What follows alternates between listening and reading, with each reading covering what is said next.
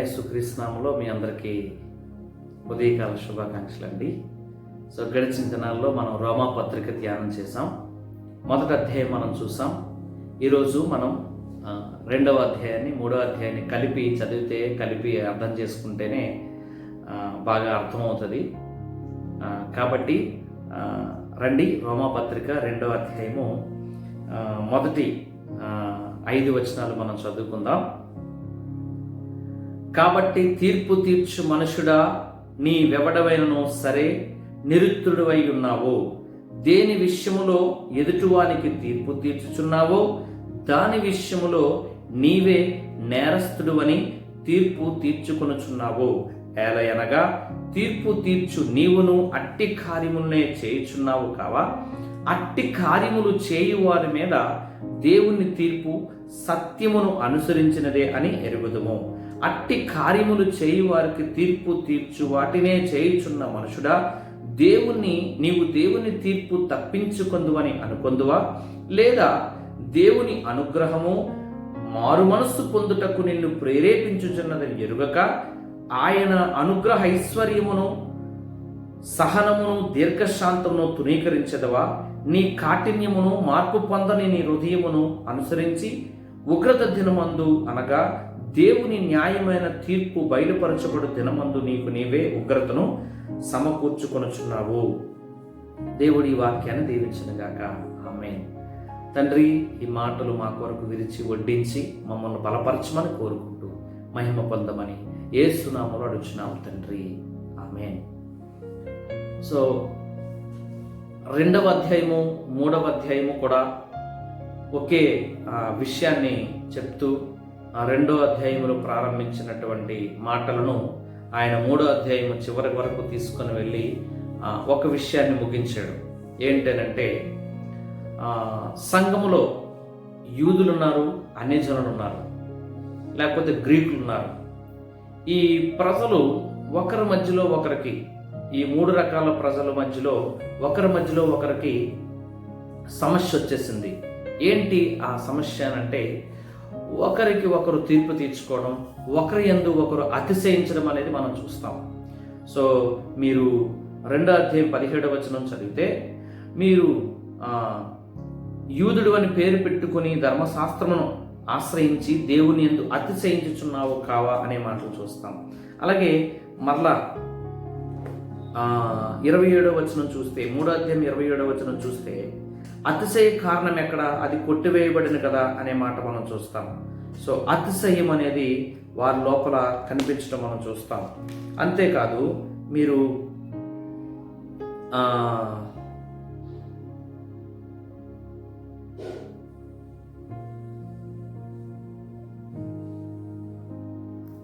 Okay, 2వ అధ్యాయం 23వ వచనం కూడా చూస్తే, ధర్మశాస్త్రమును అతిశయించు నీవు. అతిశయం అనేది యూదులకి, అన్యులకి లేదా గ్రీకు దేశస్తులకి, ఈ ముగ్గురు ఒకే సంఘములో ఉండటం, వీరి మధ్యలో ఒకరికి వచ్చినటువంటి విభేదాలను బట్టి ఒకరు అతిశయించడం ప్రారంభించారు. ఎందుకు ఈ అతిశయం కారణమైంది అని అంటే, మొదట రోమాలో ఉన్నటువంటి సంఘములో యూదులు ఉన్నారు, గ్రీకు దేశస్తులు ఉన్నారు, అన్యులు కూడా ఉన్నారు. వీళ్ళు కలిసి ఒకే సంఘంగా ఉండేవారు. అప్పుడు యూదులది అజమాయిషం ఉండేది. యూదులు అజమాయిషంలో సంఘం నడుస్తూ ఉండేది. అలాంటి సమయంలో మరి క్లౌదియా అనేటటువంటి చక్రవర్తి ఏం చేశాడంటే, యూదులందరూ కూడా రోమా యొక్క సిటీని విడిచిపెట్టి మేము ఈ ప్రాంతాలకు వెళ్ళిపోండి, ఇక్కడ ఉండొద్దు అని చెప్పి క్లౌదియా చక్రవర్తి యూదులందరినీ కూడా మరి బయటికి తగిలేశాడు. వారు అక్కడ నుంచి రోమాలో ఉంటున్నటువంటి ఆ సిటీలో ఉంటున్నటువంటి వారు అందరూ దగ్గర 50,000 మంది ఉంటారు. వీళ్ళు మంచి వ్యాపారం చేసేటటువంటి వారు కాబట్టి వీళ్ళు ఏం చేశారంటే, అక్కడ నుంచి వాళ్ళు బయలుదేరి, అక్కడ నుంచి రోమాలోంచి బయలుదేరి వారు సొంత ప్రాంతాలకు వచ్చేసారు. వచ్చిన తర్వాత ఇక సంఘంలో ఎవరున్నారు అంటే, అన్యులు ఉన్నారు, గ్రీకులు ఉన్నారు. వీళ్ళు కలిసి సంఘాన్ని నడిపిస్తూ ఉన్నారు. సంఘమును పరిచర్య జరుగుతూ ఉంది.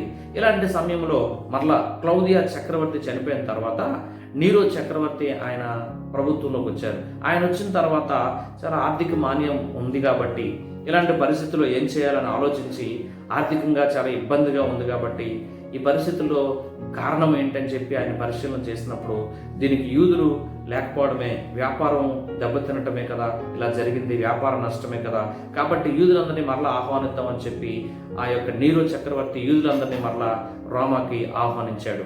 అలా ఆహ్వానించినప్పుడు మరలా వాళ్ళు వచ్చి అక్కడ ఉండి అక్కడి నుంచి వారు సంఘానికి వెళ్ళటం ప్రారంభించినప్పుడు సంఘంలో ఇప్పుడు విభేదాలు స్టార్ట్ అయ్యాయి, సమస్యలు స్టార్ట్ అయ్యాయి. ఏంటి అని అంటే, సో మేము ఒకరికొకరు తీర్పు తీరుస్తూ ఉన్నారన్నమాట. యూదులు వెళ్ళి అన్యులైనటువంటి వారికి, గ్రీకులైనటువంటి వారికి తీర్పు తీరుస్తూ ఉన్నారు.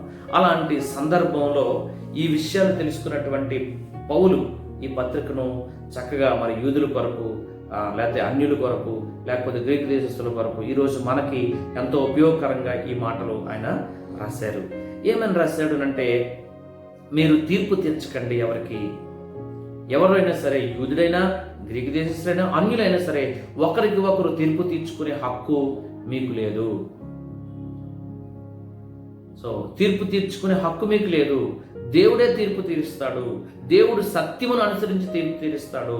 దేవుని దగ్గర ఒక సత్యం ఉంది. దేవుడు యొక్క సింహాసనానికి ఆధారమే నీతి, న్యాయము ఆయన సింహాసనానికి ఆధారము. ఆయన వాక్యము సత్యము, ఆయన సత్యమై ఉన్నాడు. సో ఆ సత్యమైనటువంటి దేవుడు సత్యాన్ని అనుసరించి, నీతి న్యాయాన్ని అనుసరించి ఆయన తీర్పు తీరుస్తాడు. మన నీతి, మన న్యాయాన్ని, మన సత్యాన్ని బట్టి కాదు, దేవునికి నీతి, దేవుని న్యాయాన్ని బట్టి ఆయన తీర్పు తీరుస్తాడు. కాబట్టి తీర్పు తీర్చే పని మీది కాదు. తీర్పు తీర్చి ప్రతి వానికి వాని క్రియలు చొప్పున దేవుడే ప్రతిఫలం ఇస్తాడు. సో సత్క్రియలు చేసే వారికి దేవుడు సత్క్రియలు చేయొచ్చు, మహిమను, ఘనతను, అక్షయతను వెతికే వారికి నిత్య జీవాన్ని ఇస్తాడు ప్రభువు. అయితే దుర్నీతి చేత సత్యమును అడ్డగించేటటువంటి మనుషులు మీదకి, మొదట యూదునికి, గ్రీకు దేశానికి కూడా, వారికి దేవుడు వారి ఆత్మకి మరణాన్ని ఇస్తాడు, నరకాన్ని ఇస్తాడు. కాబట్టి సత్క్రియలు మీరు చేస్తే, సత్క్రియలు చేసి మీరు మీ ఆత్మీయ జీవితాన్ని మీరు కట్టుకుంటే దేవుడు మీకు నిత్య జీవాన్ని ఇస్తాడు. మీరు సత్క్రియలు చేయని వారైతే మాత్రం దేవుడు మీకు నిత్య నరకాగ్ని ఇస్తాడు అని అక్కడ 6వ వచనం నుంచి 10వ వచనం వరకు చెప్తాడు. ఒకవేళ సత్క్రియలు అంటే మీకు అర్థం కాకపోతే ఇక్కడ ఉన్నటువంటి ఈ 2 విషయాలకి, సత్క్రియలు అనే దాని గురించి మనం ఒకవేళ చూస్తే మత్తయి సువార్తలో మనం 5వ అధ్యాయం 16వ వచనంలో చూస్తాం.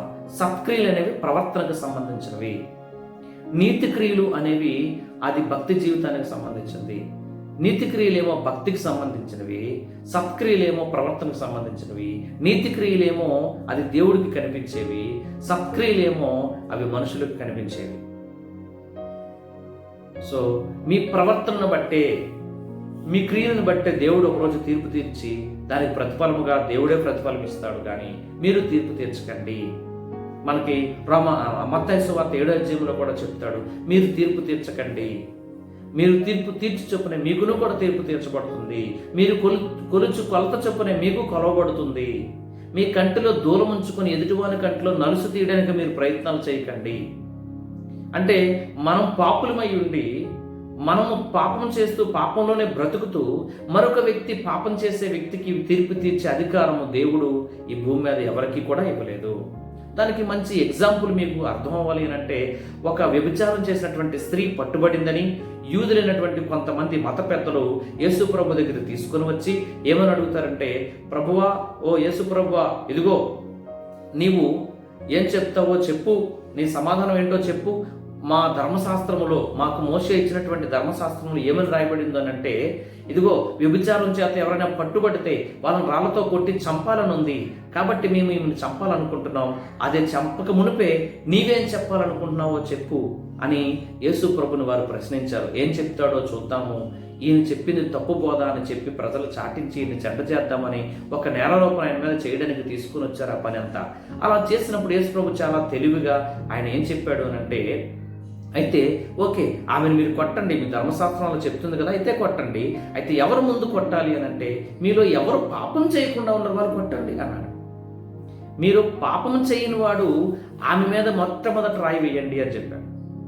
సో వాళ్ళు అలా అనగానే ఎవరికి వాళ్ళు పరీక్షించుకొని, ఎవరు మనస్సాక్షిని బట్టి వారు పరీక్షించుకొని వాళ్ళందరూ రాయిలు అక్కడ విడిచిపెట్టి వాళ్ళు ఒక్కరు వెనకాతలు ఒకరు అందరూ బయటకు వెళ్ళిపోయారు.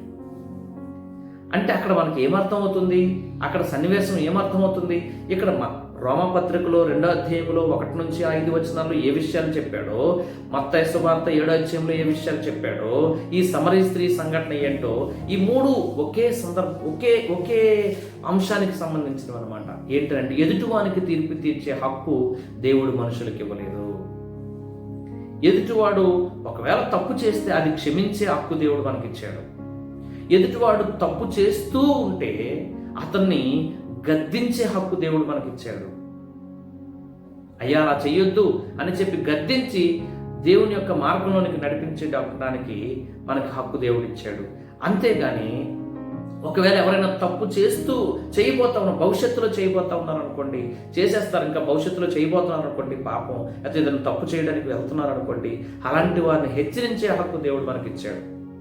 తప్పు చేసిన వారిని క్షమించాలి, తప్పు చేస్తూ ఉన్న వారిని గద్దించాలి, తప్పు చేయబోతున్న వారిని హెచ్చరించాలి. ఆ బాధ్యత దేవుడు మనకి ఇచ్చాడు. కానీ ఇదిగో ఒక వ్యక్తికి తీర్పు తీర్చేసి నేను నీకంటే నీతిమంతుడు, నీకంటే గొప్పవాడిని అని అలా అతిశయించుకునే హక్కు, అలాంటి పరిస్థితి దేవుడు మనకి ఇవ్వలేదు. అలాంటి హక్కులు దేవుడు మనకి ఇవ్వలేదు. ఎందుకనంటే అందరూ పాపులే అనే విషయాన్ని ఇక్కడ చెప్తా ఉన్నాడు అనమాట. చెప్పి ఇప్పుడు యూదులకు ఉన్నటువంటి గర్వం ఏంటంటే మాకు ధర్మశాస్త్రం ఉంది, అందుకే మేము నీతిమంతులుగా ఉన్నామని వాళ్ళు ఎక్కడో గుండెల్లో అతిశయిస్తూ ఉన్నారు. ఇప్పుడు పౌలు ఏం చెప్తున్నాడంటే ధర్మశాస్త్రము కలిగి ఉన్న మీకు ధర్మశాస్త్రానుసారంగా తీర్పు జరుగుతుంది. ఆ ధర్మశాస్త్రానుసారంగా తీర్పు జరిగితే మీలో ఎవరు నీతిమంతులు చెప్పండి? మరి ధర్మశాస్త్రం లేని వారికి ఎలా తీర్పు జరుగుతుంది అంటే, ధర్మశాస్త్రం లేని వారు తమకు తామే ధర్మశాస్త్రం అయినట్లు ఉన్నారు. అంటే ధర్మశాస్త్రం లేని వారు ఎవరు అని అంటే అన్ని జనులైన వారు, లేకపోతే మనమే. యూదులు కాని వారందరూ అన్ని జనులుగానే ఉంటారు. సో మనందరమే కూడా ధర్మశాస్త్రం లేకుండా దేవుడు మనకు తీర్పు తీరుస్తాడు. ఎలా తీర్పు తీరుస్తాడు అనంటే మన మనస్సాక్షిని బట్టి దేవుడు మనకు తీర్పు తీరుస్తాడు. మన మనస్సాక్షిని బట్టి ఆయన మనకు తీర్పు తీర్చబోతా ఉన్నాడు. ఏంటి మనస్సాక్షి అంటే, మనం ఏ తప్పు చేసినా మన మనస్సాక్షి మనకు చెప్తుంది ఏమనంటే, ఇదిగో నీవు సరైనటువంటి పని చేసావు అని, లేకపోతే ఇది నువ్వు తప్పు చేసావు అని మన మనస్సాక్షి మనల్ని గద్దిస్తుంది. మనం ఏ తప్పు చేసినా, చిన్న తప్పు చేసినా, అది చిన్నపిల్లలైనా, అది పెద్దవారైనా, అది ఎవరైనా సరే, చదువుకున్న వారైనా, చదువు లేని వారైనా, అది ఏ భాషలో మనిషి అయినా, మానవుడనే ప్రతి వ్యక్తికి మనస్సాక్షి ఉంటుంది. ఈ మనస్సాక్షి గద్దిస్తుంది. ఏమన్నానంటే నువ్వు తప్పు చేస్తున్నావు అని. తప్పు చేస్తే నువ్వు ఒకవేళ రైట్ చేస్తే ఎస్ నువ్వు చేస్తున్న రైటు అని చెప్తుంది నీ మనస్సాక్షి. మన మనస్సాక్షి మనకు ఒక ధర్మశాస్త్రంలాగా ఉంది అని ఇక్కడ 14-15 రాయబడింది. 2వ అధ్యాయం 14-15 ఏం రాయబడింది అంటే, మన మనస్సాక్షి మనకు ఒక ధర్మశాస్త్రంలాగా ఉంది. కాబట్టి ధర్మశాస్త్రము కలిగిన మీకు ధర్మశాస్త్రానుసారంగా దేవుడు తీర్పు తీరుస్తాడు. ధర్మశాస్త్రం లేనటువంటి ప్రజలకి వారి మనస్సాక్షిని బట్టి దేవుడు తీర్పు తీరుస్తాడు. అంతేగాని మీరు తీర్పు తీర్చకండి. ఆ తీర్పు ఎలా జరుగుతుంది అంటే దేవుడు సత్యాన్ని అనుసరించి జరుగుతుంది. దేవుని యొక్క సత్యము మన యొక్క హృదయాల్లో ఉంది. దేవుని యొక్క సత్యం ధర్మశాస్త్రంలో ఉంది. దాన్ని అనుసరించి తీర్పు జరుగుతుంది. అలా జరిగినప్పుడు ఎవడు నీతిమంతుడిగా నిలబడగలడు చెప్పండి? యూదులు ఏమంటున్నారంటే, ఒకరోజు తీర్పు ఉంది. ఏ రోజు ఉంది ఆ తీర్పు అని అంటే ఇక్కడ రాయబడి ఉంది చూడండి. 16 చెప్తున్నాడు, 2:16, దేవుడు నా సువార్త ప్రకారము యేసుక్రీస్తు ద్వారా మనుషులు రహస్యములు విమర్శించు దినమందు ఇలాగ జరుగును. సో ఒకరోజు తీర్పు ఉంది. ధర్మశాస్త్రము కలిగిన వారికి తీర్పు ఉంది. ధర్మశాస్త్రమైన అన్ని జనులకు కూడా తీర్పు ఉంది. ఎప్పుడు జరుగుతుంది ఆ తీర్పు అని అంటే, ఒకరోజు రహస్యములను బయలుపరచు దినమందు, రహస్యములను విమర్శించు దినమందు ఇలా జరుగుతుంది. ఆ రోజు ఆ తీర్పులో తేలుతుంది ఎవరు నీతిమంతులు కారో. అంతేగాని ఇప్పుడు మీరు అతిశయించకండి. సంఘములో అతిశయించడం ప్రారంభించారు వీళ్ళు. సో ఈరోజు సంఘాల్లో కూడా ఇలాంటి అతిశయం మనకు కనిపిస్తూ ఉండాలి. ఒకరికంటే ఒకరు నీతిమంతులమని, ఒకరికంటే ఒకరి మీద పరిశుద్ధులమని, ఒకరేదో పాపం చేస్తే ఆ వ్యక్తిని కొంచెం నీచంగా చూడటం అనేది ఇది చాలా తప్పుడు పని. పాపం చేసిన వ్యక్తి చేసేసాడు అనుకోండి, ప్రభువా నన్ను క్షమించావు కదా, నేను కూడా ఆ వ్యక్తిని క్షమిస్తాను. తీర్పు తీర్చేది నీవే. ఒకవేళ పాపం చేస్తూ ఉన్నాడు అనుకోండి, నిజంగా అతన్ని సాత్వికమైన మనసుతో హెచ్చరిస్తూ, అతను గద్దిస్తూ, మంచి సాత్వికమైన మనసుతో వాడిని మంచి త్రోవలోకి తీసుకురమ్మంటాడు. అలాగే తప్పు చేయబోతా ఉన్నాడు అనుకోండి, ఆ వ్యక్తిని మనం ఏం చేయాలనంటే అతగాడిని మనము తప్పనిసరిగా హెచ్చరించాలి. అయ్యా, నువ్వు చేస్తున్నది పొరపాటు, ఇలా చేస్తే మనం దెబ్బైపోతాం, నేను ఒకప్పుడు ఇలా చేశాను, లేకపోతే ఇలా చేశాను, అంతేగాని నేను నీతిమంతుడు, నేను బాగున్నాను, నేను మంచి పరిశుద్ధి, నేను మంచి భక్తి చేస్తున్నాను నా అని చెప్పి అలాంటి అతిశయం మనలో ఎప్పుడు కూడా ఉండకూడదని ఇక్కడ ఈ విషయాలు చెప్తా ఉన్నాడు. అయితే యూదులు ఏం చేస్తున్నారంటే, మేము యూదులం కదా, యూదులం అని పేరు పెట్టుకొని వీళ్ళు అతిశయిస్తూ ఉన్నారు. మేము అబ్రహాం సంతానం కదా, యూదాలో నుంచి యేసుక్రీస్తు వచ్చాడు కదా, మేము యూదులం కదా, మా పితరులు ఎప్పటి నుంచో దేవుణ్ణి ఆరాధిస్తున్నారు కదా, అందుని బట్టి అని వీళ్ళు అతిశయిస్తూ ఉన్నారు యూదులు. అయితే మీరు యూదులైనంత మాత్రాన మీరేం గొప్ప కాదు, మీరు కూడా పాపులే అని ఈ కింద అధ్యాయంలో. అంతేకాదు, వాళ్ళు 3 అతిశయాలు తెలియచేశారు. మాకు 3 అతిశయాలు ఉన్నాయి, 3 గొప్పతనాలు ఉన్నాయి మాకు. ఏంటంటే, ఒకటి మేము యూదులమే, అది 17వ వచనంలో చెప్పాడు. రెండోది ఏమంటాడంటే, మాకు ధర్మశాస్త్రం ఉంది, దేవుడు మాకు ధర్మశాస్త్రాన్ని ఇచ్చాడు, అది మా గొప్పతనం, మాకున్న అదొక ఘనత, అది మాకు దేవుడు మాకు ధర్మశాస్త్రాన్ని ఇచ్చాడు, అది మేము బోధించగలుగుతున్నాం, ఇతరులకు చెప్పగలుగుతున్నాం, దేవుడు ముందు మాకే ఇచ్చాడు, మాకే ఫస్ట్ ప్రయారిటీ ఇచ్చాడు. అది వాళ్ళకు ఉన్నటువంటి అతిశయం. ఇంకేంటో తెలుసా, మేము సున్నత కలిగిన వారిని. సో ధర్మశాస్త్రంలో 613 ఆజ్ఞలు ఉన్నాయి, దేవుడు వారికి ఇచ్చాడు. ఈ 613 ఆజ్ఞలు వీళ్ళు పాటిస్తే నీతిమంతులు అవుతారు. ధర్మశాస్త్రం కలిగి ఉన్నంత మాత్రం నీతిమంతులు కాదు, ధర్మశాస్త్రం విన్నంత మాత్రం నీతిమంతులు కాదు, ధర్మశాస్త్రాన్ని పాటించినప్పుడు అనుసరించినట్లయితే వారు నీతిమంతులు అవుతారు. ఇక్కడ అదే రాశాడు. వారు ఏం చేస్తున్నారట, 19వ వచనం చదువుతున్నాను. జ్ఞాన సత్య స్వరూపమైన ధర్మశాస్త్రము గలవారై ఉండి నేను గుడ్డివారికి త్రోవ చూపువాడను, చీకటిలో ఉండువారికి వెలుగును, బుద్ధిహీనులకు శిక్షకుడును, బాలులకు ఉపాధ్యాయుని ఉన్నానని నీ అంతట నీవే ధైర్యం వహించుకునుచున్నావు. ధర్మశాస్త్రాన్ని కలిగి ఉన్న నీవు, నాకు ధర్మశాస్త్రం ఇచ్చాడు, అది జ్ఞాన సత్య స్వరూపమైన ధర్మశాస్త్రం గలవారినై ఉన్నాను, నేను గుడ్డివారికి త్రోవ చూపువాడును, చీకటిలో ఉండువారిని వెలుగులోనికి, బుద్ధిహీనులకు శిక్షకుడును, బాలులకు ఉపాధ్యాయుడినై ఉన్నానని అంతట నీవే ధైర్యం. సో వారికి ఒక ధైర్యంగా ఉన్నారు. అందుకని పౌలు ఏమంటున్నాడంటే 21వ వచనం చూస్తే, ఎదుటివానికి బోధించి నీకు నీవు బోధించుకోవా?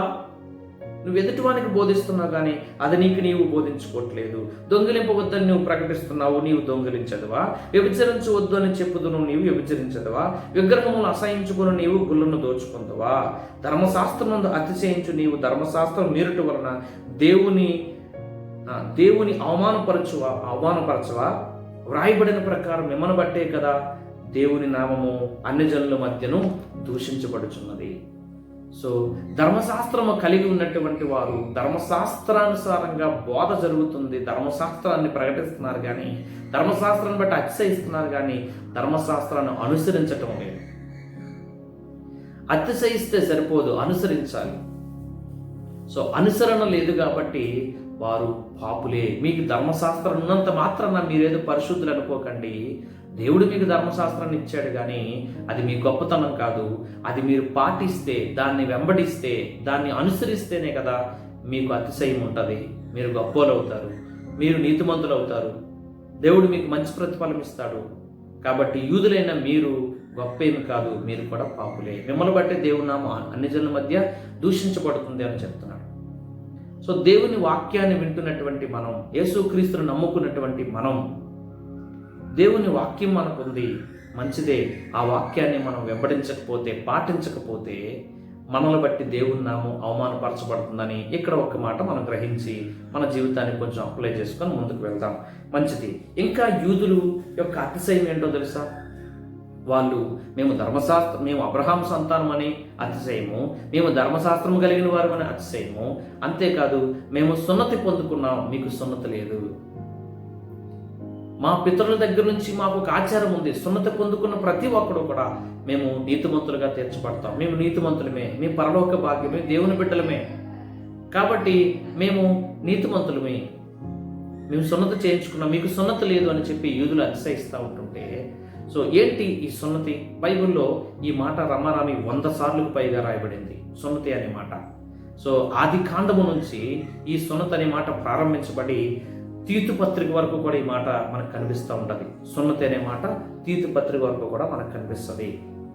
అయితే ఏంటి సున్నతి అని అంటే వీళ్ళు సున్నతి చేయించుకున్నామని అతిశయము. అసలు సున్నతి ఎందుకు చేయించుకోవాలి, దేనికి సున్నతి చేయించుకోవాలి, ఏంటి ఆచారం అంటే? సున్నతి అంటే జనరల్గా మనకు అర్థం అవ్వదు, కానీ మరి అరబ్ కంట్రీస్లో ఉన్న వారికి, ముస్లిమ్స్కి ఇది బాగా అర్థమవుతుంది. అయితే యూదులు ప్రాముఖ్యంగా వాళ్ళే దీన్ని పాటించారు. అసలు ఎక్కడి నుంచి స్టార్ట్ అయింది, ఎప్పుడు స్టార్ట్ అయింది, ఎలా స్టార్ట్ అయింది అని ఒకవేళ బైబిల్ పరిశీలన చేసి బైబిల్ని అడిగితే, బైబిల్లో అబ్రహాం అనేటటువంటి గొప్ప దేవుని యొక్క బిడ్డ, విశ్వాసానికి తండ్రి అయినటువంటి వాడు అబ్రహాం మనకు తెలుసు కదా.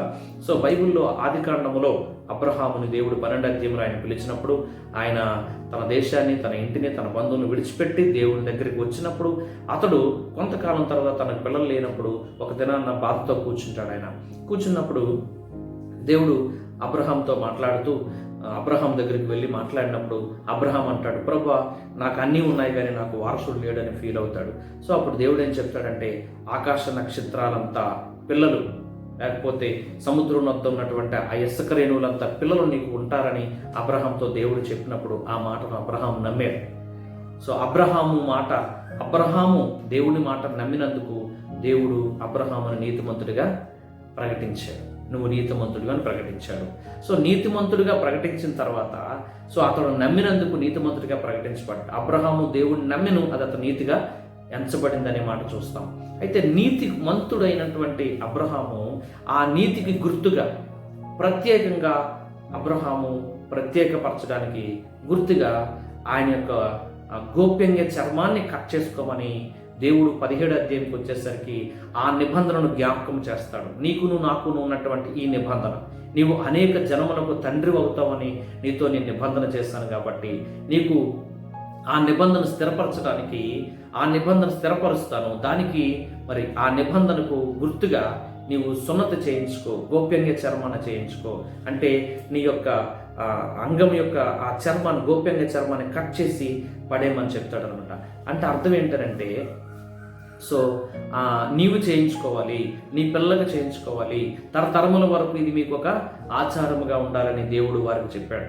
తరతరములకు మీరు దీన్ని ఆచరించాలి అని చెప్తాడు. కాబట్టి ఆ రోజే అబ్రహాము తనకి, ఇస్మాయిల్ అంటే ఈరోజు ఉన్నటువంటి ముస్లిమ్స్ అందరూ కూడా ఇస్మాయిల్ సంతానమే కదా, కాబట్టి ఇస్మాయిల్ కూడా సున్నతి చేయించుకోవడం, అందుకే ముస్లిమ్స్ సున్నతి చేయించుకుంటూ ఉంటారు. అయితే అబ్రహాము సున్నతి చేయించుకోవడం, అబ్రహాంతో పాటు ఇస్మాయిల్ సున్నతి చేయించడం, ఆ దినాన్ని తన ఎంట ఉన్నటువంటి మరి పని వారందరినీ కూడా, వెండితో కనబడిన వారందరినీ కూడా అబ్రహాము సున్నతి చేస్తాడు. వారితో కలిసి ఉండాలంటే, వారితో పని చేయాలంటే తప్పనిసరిగా సున్నతి చేయించుకోవాలంటాడు. అక్కడి నుంచి ఇశ్రాయేల్ ప్రజలందరూ కూడా ఈ సున్నతిని ఆచరిస్తూనే ఉన్నారు. ఈ సున్నతి ఉన్నవారిని పెళ్లి చేసుకోవడం, ఈ సున్నతి కలిగిన వారిని, సున్నతిలో ఉన్నటువంటి వారికి వారే సంబంధం కలిగి ఉండటం, వారితోనే మాట్లాడటం, వారితోనే కలిసి ఉండటం, వారితోనే వీళ్ళు కలిసి అన్ని కార్యక్రమాలు చేసుకోవడం, ఒక ప్రత్యేకంగా వీళ్ళు జీవించడం. ఎందుకు అనంటే దేవుడు వారిని ఒక నిబంధన చేశాడు అబ్రహాముతో. ఆ నిబంధనను స్థిరపరచడానికి సో ఒక గుర్తుగా, లేకపోతే అబ్రహాము దేవుని నమ్మెను, అది అతను నీతిగా ఎంచబడి, నీతికి గుర్తుగా ఈ యొక్క సున్నతి అనేది దేవుడు అప్పుడు ప్రారంభించాడు. ఆ విషయమే మనం మోసే జీవితంలో చూస్తాం. ఆ విషయమే ఇశ్రాయేలు ప్రజలందరూ కూడా సున్నతి చేయించుకోవడం చూస్తాం. సున్నతి చేయించుకున్న వారే ఆ పస్కా ఆచరించవలను అని చెప్తాడు. ఒకవేళ మీరు ఎవరైనా నన్ను పనివాడు ఉన్నప్పుడు, దాసురాండ్రులు ఉన్నప్పుడు, ఆ దాసులు కూడా, వారు కూడా సున్నతి చేయించుకుంటేనే ఇందులో మీకుతో పాలిభాగస్తులుగా ఉన్నారని చెప్తాడు. సో దాన్ని అలా ఆచరిస్తూ ఉంటారు. అలాగే ద్వితోపదేశకాండంకి వచ్చేసరికి అక్కడ ఏం చెప్తాడు అంటే, ఇదిగో మీ హృదయములకు సున్నతి చేయించుకోండి. సో మార్పు పొందని మీ హృదయములో, అంటే మార్పు లేకుండా సున్నతి అనేది ఆచారంగా వెళ్ళిపోతుంది, కానీ మీ హృదయములో మీరు దేవుని యందు విశ్వాసం ఉంచిన వారు కాదు, దేవుని యందు విశ్వాసం ఉంచి మారు మనసు పొందినటువంటి వారు కాదు అనే మాట మనం చూస్తాం. అలాగా పాత నిబంధనలో చాలా సందర్భాల్లో సున్నతి గురించి ఉంటుంది. అయితే దావీదు కూడా ఈ సున్నతి లేని ఫిలిస్తీయుడు మన ఎదుట యాపాటివాడు అనేటటువంటి మాట అడుగుతాం.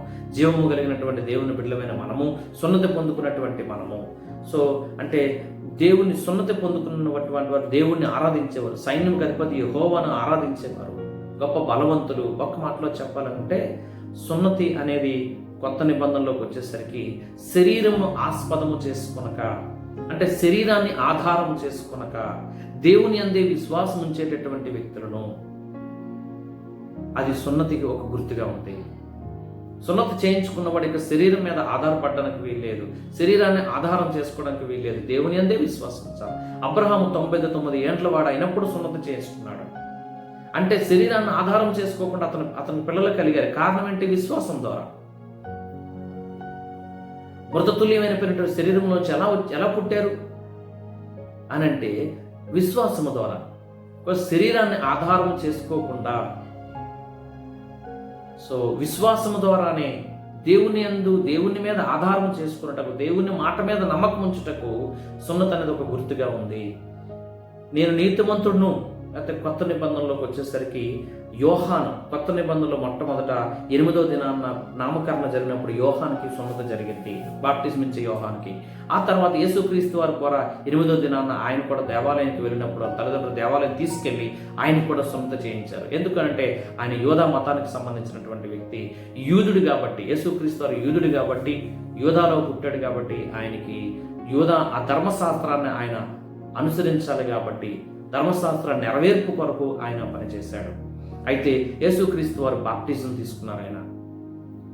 సో మనం బాప్టిజం ద్వారా మనము నీతిమంతులుగా భూమి మీద ఉండే ధర్మశాస్త్రం నెరవేర్చడానికి వాళ్ళు సున్నతి చేసుకుంటే, అయితే ఇప్పుడు పరలోక రాజ్యం సమీపించింది, మారు మనసు పొందండి అని మారు మనసు పొందినటువంటి వ్యక్తులు, పాపాలు ఒప్పుకొని మారు మనసు పొందిన వ్యక్తులు బాప్టిజం తీసుకున్నారు. ఇప్పుడు మనం దాన్ని ఎలా ఆచరిస్తున్నాము అంటే యేసుక్రీస్తుని నమ్ముకున్నటువంటి మనందరం కూడా యేసుక్రీస్తు ధర్మశాస్త్రానికి లోబడ్డాడు. అట్ ద సేమ్ టైంలో పరలోక రాజ్యము సమీపించింది, మారుమనసు పొందండి, బాప్టిజం తీసుకోండి అనే దానిని కూడా ఆయన వెంబడించాడు. సో మనము సున్నతి ద్వారా మనం నీతిమంతులు కాలేదు, యేసుక్రీస్తునందు విశ్వాసం ఉంచడం ద్వారా మనం నీతిమంతులుగా తీర్చబడ్డాం. కాబట్టి మనము బాప్టిజం ద్వారా అంటే నీతిమంతులుగా తీర్చబడ్డాం అనడానికి, సో నీతిమంతులుగా తీర్చబడడం అనేది గుండెల్లో జరిగే సంఘటన. దానికి బాహ్యముగా మనం తెలియచేసేది ఏంటంటే బాప్టిజం. వాళ్ళు నీతిమంతులుగా తీర్చబడ్డారనడానికి వారు విశ్వాసం ఉంచారు. దాని బాహ్యంగా తెలియచేసేది ఏంటంటే సున్నతి. మనం బాహ్యంగా తెలియచేసేది ఏంటంటే బాప్టిజం. ఇది గుర్తుంచుకోవాలి. సో ఆదిమ సంఘములో అనేక మంది యూదులు ప్రభు రక్షించుకున్నాడు. యూదులు ప్రభువుని అంగీకరించారు. అంతేకాదు అనేక మంది అన్యులు, గ్రీకు దేశస్తులు కూడా ప్రభువుని అంగీకరించారు. అయితే వీళ్ళంతా కలిపి ఒకే దగ్గర ఉండేటప్పుడు యూదులైన వారు చాలా మంది ఏం చేశారంటే సంఘాల్లో చొరపడిపోయి, సంఘాల్లో వారి ఆధిపత్యం కొరకు ఏం చేశారంటే మీరు కూడా తప్పనిసరిగా సున్నతి చేయించుకోవాలని చెప్పి అన్యులందరినీ కూడా వారు బలవంతం చేసేవారు. గలతీ సంఘంలో బలవంతం చేశారు, కొలసి సంఘంలో బలవంతం చేశారు, కొన్ని సంఘాల్లో వాళ్ళు బలవంతం చేశారు. మొట్టమొదట మనము చూస్తే అపోస్తుల కార్యంలో ఏం జరిగిందో చూడండి. అపోస్తుల కార్యములు 15వ అధ్యాయం నేను 1వ వచనం చదువుతున్నాను. కొందరు యూదయ నుండి వచ్చి మీరు మోషే నియమించిన ఆచారము చొప్పున సున్నతి పొందితేనే గానీ రక్షణ పొందలేరని సహోదరులకు బోధించిరి. సో చాలా మంది యూదులు యూదయ నుండి వచ్చి ఏం చేశారంటే అనేక సంఘాల్లోనికి వారు ప్రవేశించి సంఘాలు ఉన్నటువంటి వారు అందరినీ దగ్గరికి వచ్చి ఏం చెప్పారంటే మీరు సున్నతి పొందితేనే రక్షణ పొందుతారు, లేకపోతే మీరు రక్షణ పొందలేరు, మీరు సున్నతి చేయించుకోండి అని చెప్పేసి వారి అజమాయిష్యం కోసం, సంఘంలో వారు ఆధిపత్యం వహించడం కోసం, ప్రజలను వారికి దాసులుగా చేసుకోవడం కోసం యూదులు అలా బిహేవ్ చేశారు. ఇంకా ఇదే అధ్యాయంలో 5వ వచనం కూడా చదివితే ఏముంటుందంటే పరిసయ్యులు తెగలో విశ్వాసులైన కొందరు లేచి అన్ని జనులకు సున్నతి చేయవలనని మోషే ధర్మశాస్త్రము గైకొనుడని వారికి ఆజ్ఞాపింపవలనని చెప్పిరి. సో ఆ పరిసయ్యులు తెగలో నుంచి కొంతమంది లేచి ఏం చేశారనంటే సున్నతి చేయించుకోవాలి మీరు కూడా అని చెప్పారు. సో మొట్టమొదటి ఆదిమ సంఘంలో ఈ సమస్య వచ్చింది. అదే రోమా సంఘంలో ఉన్న సమస్య, అదే గలతీ సంఘంలో ఉన్న సమస్య. గలతీ సంఘంలో కూడా పౌలు మంచి పరిష్కారాన్ని ఇస్తాడు. అక్కడ కూడా చూడండి, గలతీ సంఘంలో చాలా విషయాలు చెప్పి సున్నతి గురించి మాట్లాడుతూ ఏమంటాడనంటే గలతీ పత్రిక తీయండి. గలతీ పత్రిక తీసి 5వ అధ్యాయము 2వ వచనం నేను చదువుతున్నాను. చూడుడి, మీరు సున్నతి పొందిన ఎడల క్రీస్తు వలన మీకు ప్రయోజనం ఏమీ కలగదని పౌలను నేను మీతో చెప్పుచున్నాను. సున్నతి పొందుట వలన క్రీస్తు వలన మీకేం ప్రయోజనం కలగదు. ఎందుకు అనంటే సున్నతి మనుషులు నీతిమంతులుగా చేయదు. మనల్ని సున్నతి అనేది ధర్మశాస్త్రంలో ఉన్నటువంటి ఒక ఆచారం అది. సో సున్నతి వలన నీతిమంతుడు అవడు, నీతిమంతుడు అయిన వాడు గుర్తుగా సున్నత చేసుకుంటాడు. సో మనము ఆ సున్నతికి గుర్తుగానే ఈరోజు మనం బాప్టిజం తీసుకుంటున్నాం. హృదయంలో సున్నతి జరగాలి. ఆ విషయం ఇక్కడ చెప్తూ ధర్మశాస్త్రం యావత్తు ఆచరింపబద్ధుడై ఉండని సున్నతి పొందిన ప్రతి మనుషునికి నేను మరలా దృఢముగా చెప్పుచున్నాను, మీలో ధర్మశాస్త్రం వల్ల నీతిమంతుడని తీర్చబడి వారెవరు? వారు క్రీస్తు నుండి బొత్తుగా వేరు చేయబడి ఉన్నారు, కృపలో నుండి తొలగిపోయి ఉన్నారు. సో ఎవరైతే ధర్మశాస్త్ర మూలముగా మేము నీతిమంతులు అవుతాం అనుకుంటారో వారు యేసుక్రీస్తు నుండి బొత్తుగా వేరైపోయారు. సున్నతి వలన నీతిమంతులు అవ్వలేరు. యూదులు సున్నతి చేయించుకున్నారు, ఓకే, సున్నతి చేయించుకుంటే చేయించుకోండి, దానివల్ల మీరు నీతిమంతులు అవ్వరు. కానీ సున్నతి చేయించుకున్న వారు ఎంతవరకు ఓకే, కంటిన్యూ, ఇక చేయించుకోకపోయినా దాంతో సంబంధం లేదు అని చెప్తూ ఏంటి మరి ఎలా అనంటే 6వ వచనంలో చెప్తాడు, యేసుక్రీస్తునందుండు వారికి సున్నతి పొందుట యందు ఏమీ లేదు, పొందకపోవట యందు ఏమీ లేదు, కానీ ప్రేమ వలన కార్యసాధకము విశ్వాసమే ప్రయోజనము. యేసుక్రీస్తునందు విశ్వాసం ఉంచడం ద్వారా మనం నీతిమంతులుగా తీర్చబడ్డాము. ఆ నీతిని బాహ్యంగా మనం ఎలా తెలియచేయాలంటే బాప్టిజం ద్వారా తెలియచేయాలంతే. మరి సున్నతి అనేది అవసరం లేదు. మాకు సున్నతి అన్నదని యూదులు అక్కడ అతిశయించడం అనేది రోమాపత్రికలో మనం చూస్తాం. ఇంకొక మాట, సున్నతి గురించి చాలా విషయాలు ఉన్నాయి, కొలసీ పత్రికలో ఉన్నాయి, అనేక పుస్తకాలు మనం చూస్తాం. అందులో ఎక్కువగా మనం గలతీ పత్రికలో చూస్తాం. 11వ వచనం చదువుతున్నాం, 6వ అధ్యాయం 11వ వచనం. నా స్వహస్తాలతో పెద్ద అక్షరములతో రాస్తున్నాను, పౌలు అంటున్నాడు, నా స్వహస్తాలతో పెద్ద అక్షరాలతో రాస్తున్నాను. ఏంటంటే శరీర విషయమందు చక్కగా అగపడగోరు వారెవరో వారు తాము క్రీస్తు యొక్క శరీర విషయమై హింస పొందుటకు మాత్రమే సున్నతి పొందవలని మిమ్మల్ని బలవంతము చేస్తున్నారు. గలతీ సంఘములో ఉన్నటువంటి విశ్వాసులను కొంతమంది యూదులు వచ్చి బలవంతం చేస్తున్నారు సున్నతి పొందాలని. అయితే వారు సున్నతి పొందిన వారైనను ధర్మశాస్త్రం ఆచరింపరు. ఒకవేళ సున్నతి ధర్మశాస్త్రంలో ఉన్న ఆచారం కదా అది సున్నతి పొందాలని, అంత మాత్రాన వారు ధర్మశాస్త్రం అనుసరిస్తారంటే వారు ఆచారాన్ని అనుసరిస్తున్నారు కానీ ధర్మశాస్త్రాన్ని అనుసరించడం లేదు. ధర్మశాస్త్రంలో ఆజ్ఞలు, కట్టడలు, విధులు వారు పాటించడం లేదు. మిమ్మల్ని దాసులుగా చేసుకోవడానికి వారు అలా చేస్తున్నారు. కాబట్టి మీరు వారితో మీకే సంబంధాలు లేవు. ప్రియమైనటువంటి దేవుని బిడ్డలారా, మీరు ఈ విషయాన్ని గమనించండి. సున్నతి పొందినంత మాత్రాన మీరు నీతిమంతులు కారు అని రామపత్రికలో మనం 2వ అధ్యాయంలో మనం చూస్తాం. అది 25 నుంచి 29 వచనాల వరకు ఆ విషయాలు మనం చూస్తాం. అయితే ఈరోజు మరి ఎవరు నీతిమంతులు అని అంటే 3వ అధ్యాయం దగ్గరికి వచ్చేసరికి చాలా విషయాలు చెప్తూ 3వ అధ్యాయం 9వ వచనంకి వచ్చేసరికి, అలాగైనా ఏమందుము, మేము వారికంటే శ్రేష్ఠులమా? అలాగని యూదుల కంటే మనం ఏమైనా శ్రేష్ఠులమా? లేకపోతే అక్కడ ప్రజలు ఏమైనా శ్రేష్ఠులా? తక్కువ వారమా? ఎంత మాత్రమో కాదు. యూదులేమి గ్రీకు దేశస్థులేమి అందరూ పాపమునకు లోనై ఉన్నారని ఎంతకు ముందే దోషారోపణ చేసి ఉన్నాము.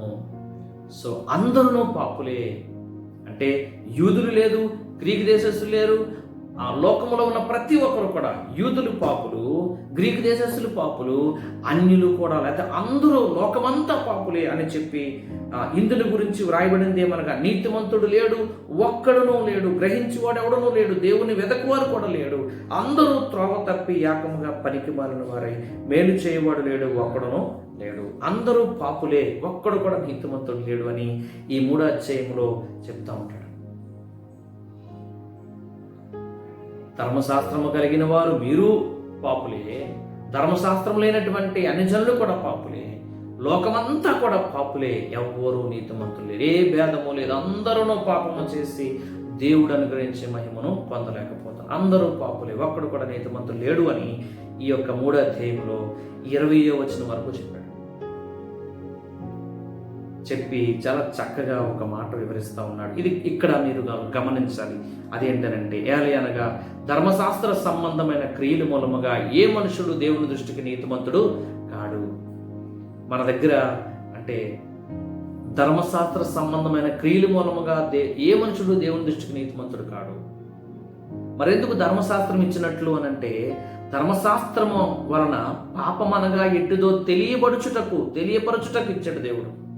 పాపం అంటే ఏంటో నీకు తెలియడం కోసం ఇచ్చాడు ధర్మశాస్త్రాన్ని తప్ప ధర్మశాస్త్రం వల్ల నీవు నీతిమంతుడు అవుతావని కాదు. మీకు అర్థం అవడానికి ధర్మశాస్త్రంలో 613 ఆజ్ఞలు ఉంటాయండి. 613 ఆజ్ఞలు ఎవరు పాటించగలరు? ఎవరు పాటించలేరని మనం ముందున్నటువంటి విషయంలో చూసాం. అయితే ఇప్పుడు ధర్మశాస్త్రాన్ని పాటించలేనటువంటి మనం ఎందుకు పాటించలేము అని అంటే, మనిషి పాపి. ఏ మనిషి కూడా ధర్మశాస్త్రాన్ని పాటించలేడు. ఒక మాటలో చెప్పాలంటే మీకు అర్థం అవడం కోసం ఒక చిన్న ఎగ్జాంపుల్ చెప్తాను. ఒక పేషెంట్ మంచం మీద నుంచి లేవలేని పరిస్థితిలో ఉన్నాడు. ఆ పేషెంట్ని హాస్పిటల్కి తీసుకెళ్ళాం. ఆ హాస్పిటల్లో రమరమ 30 అంతస్తులు ఉన్నాయి. దానికి 600 మెట్లు ఉన్నాయి.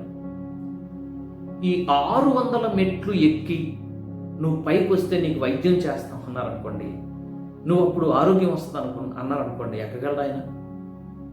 600 మెట్లు ఎక్కగలడండి ఆయన? ఎక్కలేడు. ఎక్కితే 5 మెట్లు ఎక్కగలడు, 10 మెట్లు ఎక్కగలడు, 100 మెట్లు ఎక్కగలడు. మనం అనుకుందామండి, ఎవరికి సాధ్యం కాదు. మంచం మీద ఉన్న పేషెంట్ ఎన్ని మెట్లు ఎలా ఎక్కగలడు?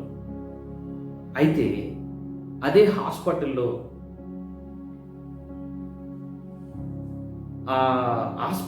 పక్కనే మెట్ల పక్కనే ఒక లిఫ్ట్ ఉంటుంది. పేషెంట్ల కొరకు కొత్తగా లిఫ్ట్ని పెట్టారు.